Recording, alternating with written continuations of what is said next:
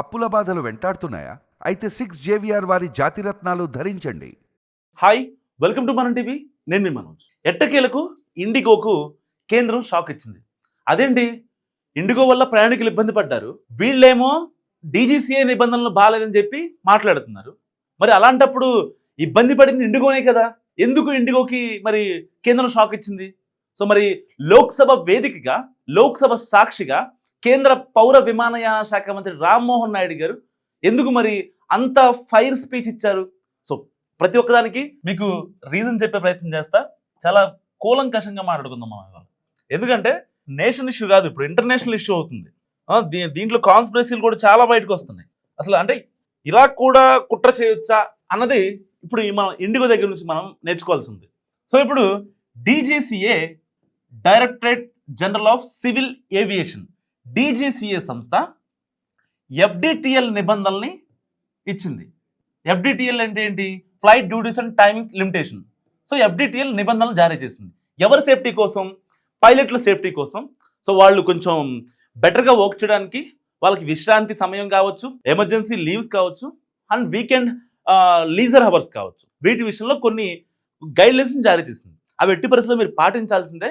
So తద్వారా మనం ఈ యొక్క ఫ్లైట్ యాక్సిడెంట్లు కావచ్చు, ఇలాంటివి మనం తగ్గించుకోవచ్చు, అండ్ ప్రజల ప్రాణాలకు భద్రత ఉంటుందని చెప్పి డీజీసీఏ చాలా నీట్గా ఆలోచించి ఒక డెసిషన్కి వచ్చింది. దాన్ని ఇండిగో ఎయిర్లైన్స్ చాలా చాకచక్యంగా మేము పాటించలేమని చెప్పేసింది. పాటించలేమని చెప్తే వీళ్ళు కోర్టుకు వెళ్ళారు. తర్వాత ఈ పైలట్లు కూడా కోర్టుకు వెళ్ళడం జరిగింది, ఢిల్లీ కోర్టుకి. ఢిల్లీ హైకోర్టు ఇచ్చిన తీర్పుతో ఎలాగలా ఇక మేము ఈ బాధ భరించలేకున్నాం అని చెప్పి ఇండిగో ఎయిర్లైన్స్ ఏం చేసింది, ఉన్న స్టాఫ్తోనే రెండు దశల్లో సడలింపులు ఇచ్చింది కదా కేంద్రం. 2 దశల్లో కేంద్రం సడలింపులు ఇస్తే, సో 2 దశల్లో అమలు చేసింది. ఏప్రిల్లో అమలు చేసింది అండ్ నవంబర్లో అమలు చేయమని చెప్పింది.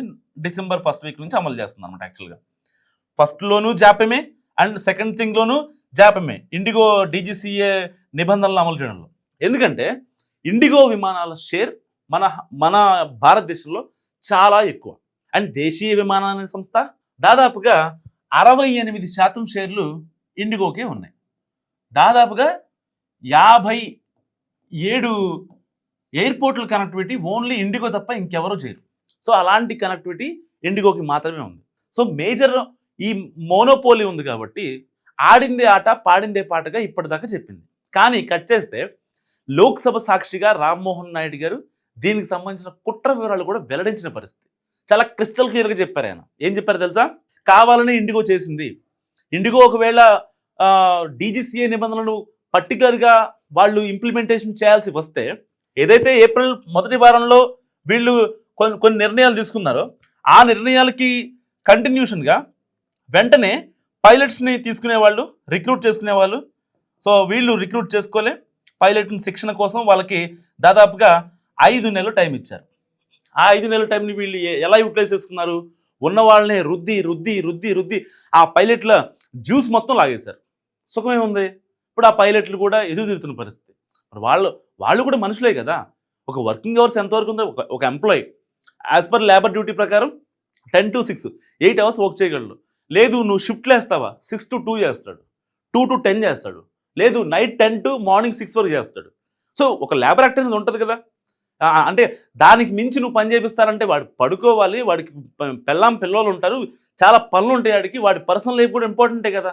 ప్రొఫెషనల్ లైఫ్, వాడు 8 అవర్స్ ప్రొఫెషనల్ లైఫ్కే అంకితం చేస్తాడు కదా. ఫ్లైట్ దొరుకుంటే ఇంకేం పత్యాపరం చేయడానికి ఉండదుగా. గాల్లో ఏమన్నా చాటింగ్లు వేసుకుంటాడు. వాడిని ఎలాగైనా సరే పైలట్లను ఇబ్బంది పెట్టాలని చెప్పి ఉన్న వాళ్ళతోనే ఎలాగోలా నడిపించాలని ఫిక్స్ అయిపోయింది ఇండిగో.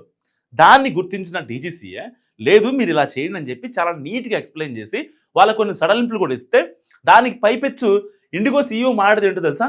లేదు అసలు మాకు సడలింపులు ఇవ్వలేదు అంటాడు. కళ్ళు దొబ్బా. ఎన్నిసార్లు ఇచ్చారు మీకు సడలింపులు?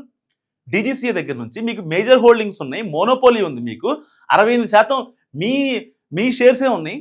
సో ఎక్కువ కనెక్ట్ అయ్యేది మీ ఇండిగో ఎయిర్లైన్స్ కాబట్టి, సో దానికి కొంచెం సడలింపులు ఇచ్చారు. మనోళ్ళని చెప్పించారు. ఆ భాటియా ఎవడైతే ఉన్నాడో ఇండిగో ఓనరు మనోడని చెప్పించారు. దాన్ని నువ్వు యూటిలైజ్ చేసుకుంటావా, మిస్యూజ్ చేసుకుంటావా? ఒకవేళ ఇప్పుడు మిస్యూజ్ చేసుకుంటే రేపొద్దున డీజీసీఏ కావచ్చు, రేపొద్దున ఏంటి ఇవాళ జరిగింది ఆల్రెడీ ఇండిగో దాదాపుగా 5% విమానాలను కోత విధించింది. పర్ డేకి 2200 విమానాలను తిప్పే ఇండిగో సంస్థ 5% కోత అంటే దాదాపుగా 110 విమానాలను రద్దు చేసేసింది. ఎందుకు చేసింది? వీళ్ళ బలుపు వల్ల కాదా? ఎందుకంత బలుపు చూపించాలి? ఇంతమంది ప్రయాణికులు ఎందుకు ఇబ్బంది పెట్టాలి? ఎవరిచ్చారు మీకు ఆ రైటు? నాకు అర్థంగా అడుగుతున్నా. ఎవరిచ్చారు మీకు ఆ రైటు? లక్షల మంది ప్రయాణికులు, కోట్లలో మనీ రీఫండ్. మళ్ళీ వీళ్ళు చేసే పత్యాపారాలు అంటే తెలుసా ఇండిగో వాళ్ళు? ఆల్రెడీ ఫ్లైట్ క్యాన్సిల్ అవుతుందని తెలుసు, డిలే అవుతుందని తెలుసు, అది టేక్ ఆఫ్ అవ్వదని తెలుసు. ఇన్ని తెలిసినా కూడా అన్ని వెబ్సైట్లు, ఈవెన్ ఇండిగో వెబ్సైట్లు కూడా వాళ్ళ ఫ్లైట్లను పెట్టి బుక్ చేసుకోండి అని చెప్తూ ఉంటారు. ప్రయాణికులు పాపం పిచ్చోళ్ళలాగా ఆ టికెట్లు బుక్ చేసుకుంటే మళ్ళీ ఆ రీఫండ్ల కోసం తలకాయ నొప్పి మళ్ళీ ఎయిర్పోర్ట్కి వెళ్ళడం, వాళ్ళ పనులన్నీ ఆగిపోవడం, మళ్ళీ ఎయిర్పోర్ట్ నుంచి బ్యాక్ రావడం. ఒక 1000 మంది ఒక్కసారి ఒక 4-5 ఫ్లైట్లు క్యాన్సిల్ అయ్యి మళ్ళీ అక్కడ నుంచి బయటకు వచ్చిన తర్వాత వాళ్ళ క్యాబ్ అన్నా బుక్ అవుద్దా కనీసం? జస్ట్ ఇమాజిన్, ఒక 1000 మంది సేమ్ ప్లేస్ నుంచి ఓలా ఊబర్ కానీ లేకపోతే ర్యాపిడో కానీ బుక్ చేస్తుంటే ఎవరికి అవుద్ది?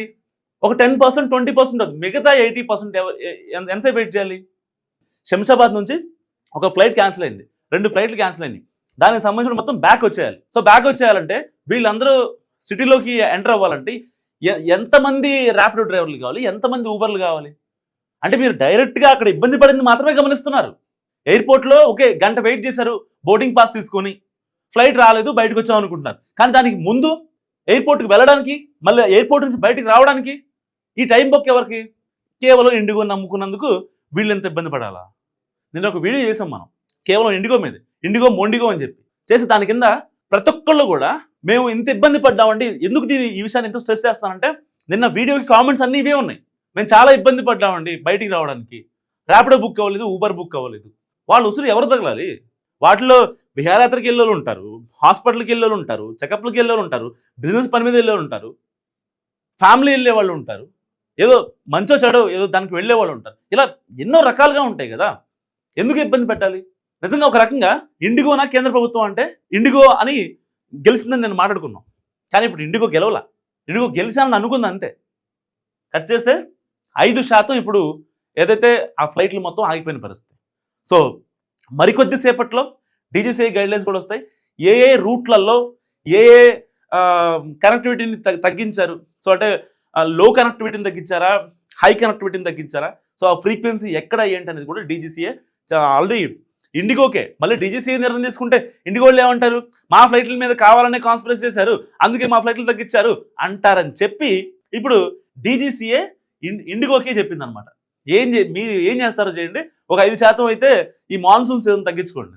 మాన్సూన్ సీజన్ ఎప్పుడు స్టార్ట్ అయింది? అక్టోబర్ ఎండ్ నుంచి మార్చ్, నెక్స్ట్ ఇయర్ మార్చ్ 21 వరకు.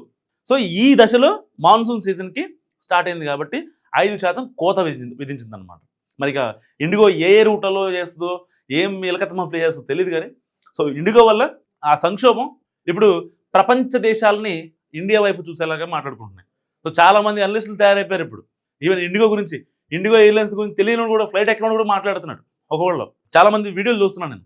కేవలం ఇండియా వల్లే అయింది, మోడీ వల్లే అయింది, టీడీపీ రామ్మోహన్ నాయుడు వల్లే అయింది, టీడీపీ ఎంపీ పిచ్చి పిచ్చి మాట్లాడుతున్నారు.